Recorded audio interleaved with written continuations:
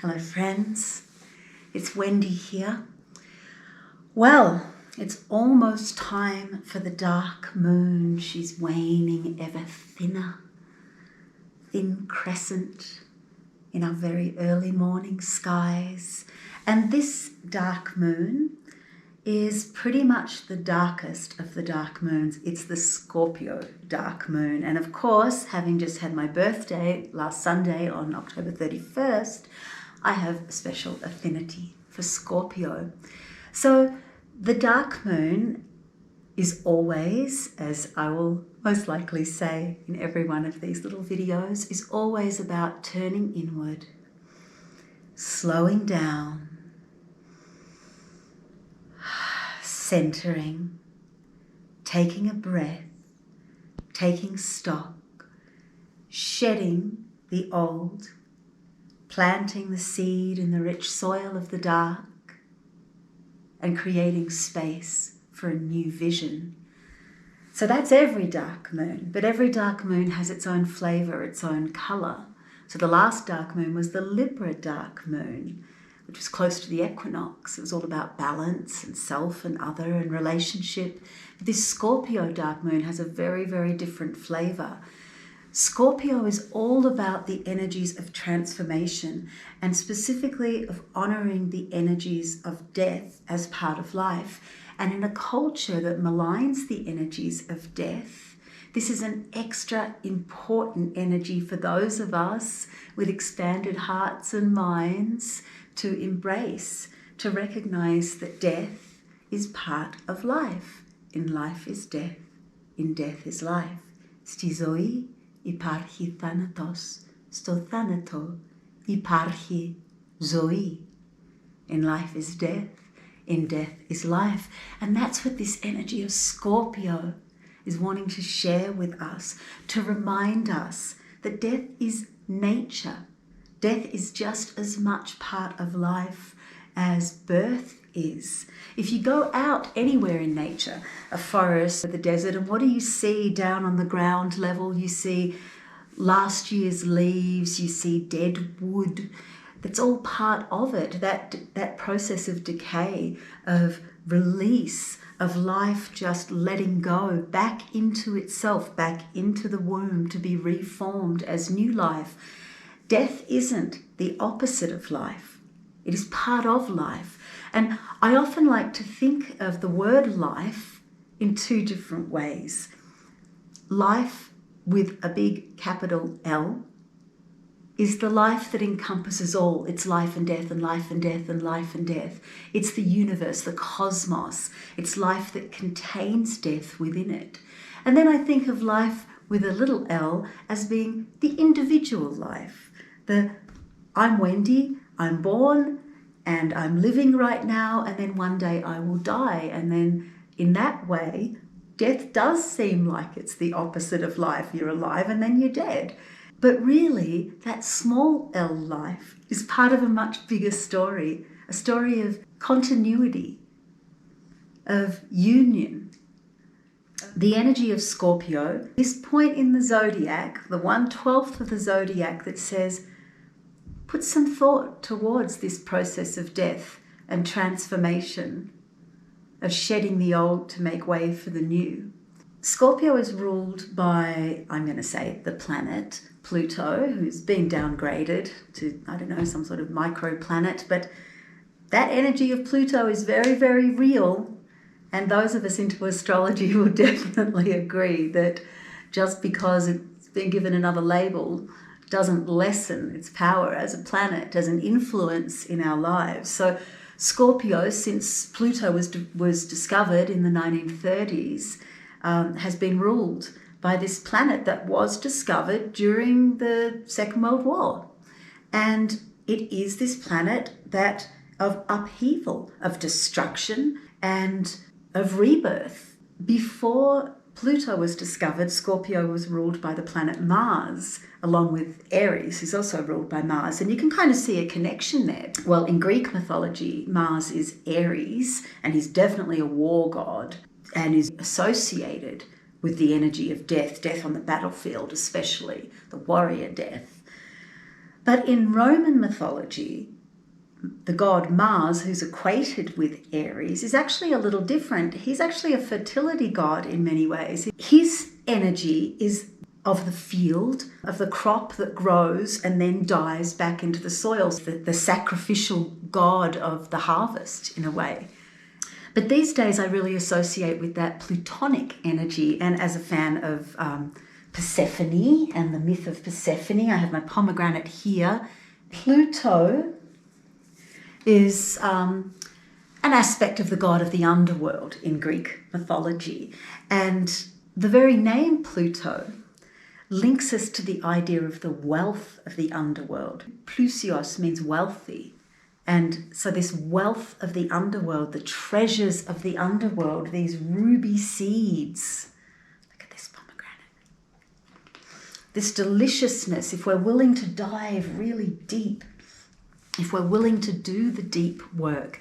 And what does that mean, to do the deep work? It means to sit in stillness, to not run away from shadow stuff that might come up during this dark moon. It's a water sign, it's fixed water that just naturally wants to go deep, deep, deep, to drip through rock, to carve through caves, to channel as an underground river, dark and strong and pure and clean. You think of the river Styx in the underworld that you'd need to cross over from life into death. So there's this watery sense to the underworld anyway. You think of the womb where we begin, and then this mythological crossing of a different water. So to go deep during this Scorpio dark moon is to hold space for the deepest of our scorpionic emotions. Feelings of shame or guilt or fear or disappointment, especially in the self. So this Scorpio dark moon is a time for holding space for that. And we have allies for this sometimes challenging journey. And to me, the main ally is the crone, the old wise one. Whatever culture, whatever series of myths you connect with, you'll often find an old wise one. For me, there's Hecate, but you could just as easily connect with Gandalf if you wished, But this sense of old, deep wisdom that guides us, that has been through these transitional times and is there to help us across the threshold of life and death that happens at every dark moon, where the death of the old moon becomes the life of the new, but specifically at this Scorpio dark moon here in the northern hemisphere, it coincides with Samhain, the time for honouring the dead and the ancestors. But even in the southern hemisphere, there's this reminder during the Scorpio dark moon that even in the Beltane lands that are all springtimey, that death is still part of that story. There's always a balance, Beltane and Samhain happening simultaneously.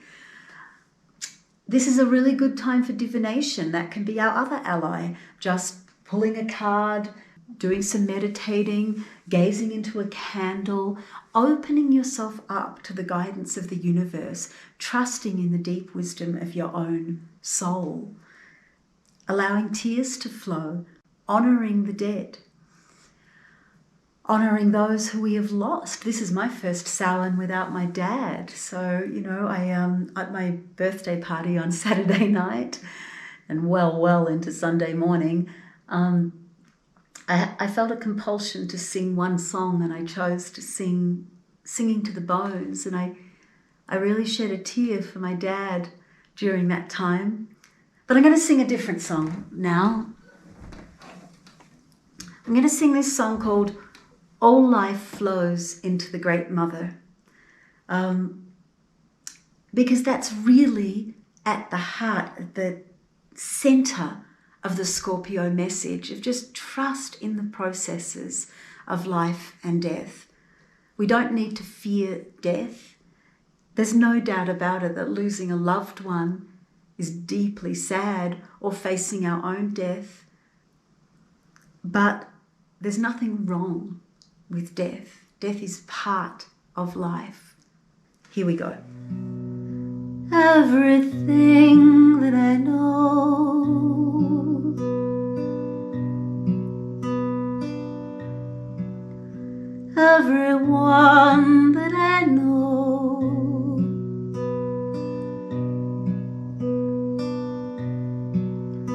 every plant, every tree, every memory,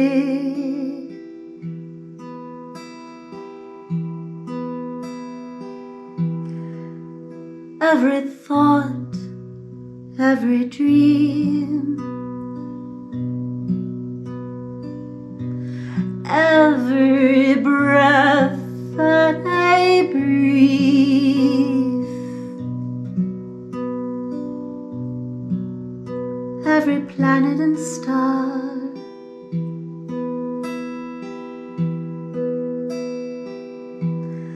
every animal,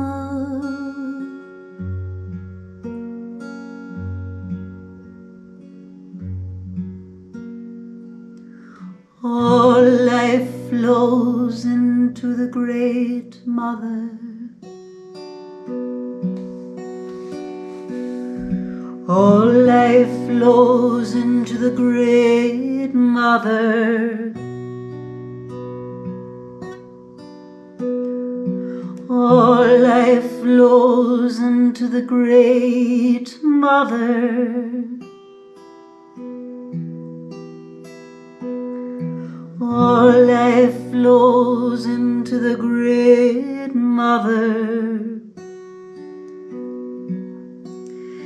In the desert born,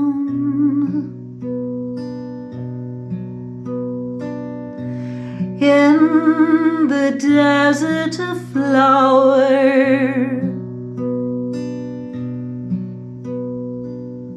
they will come, they will go.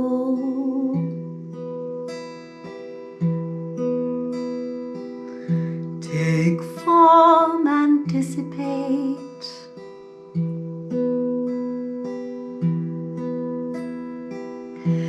Death is cradled in life.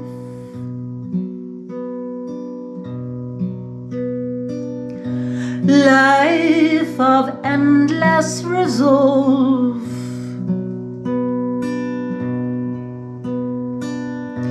To continue the flow, to emerge and dissolve. I am a wave on the great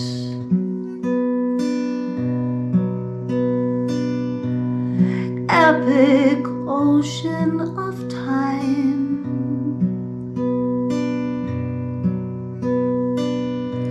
I will come, I will go.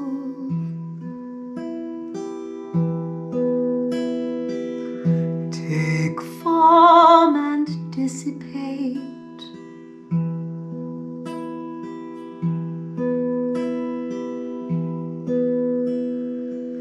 All life flows into the Great Mother.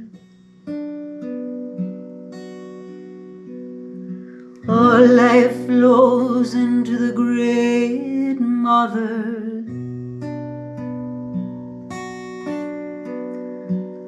All life flows into the Great Mother.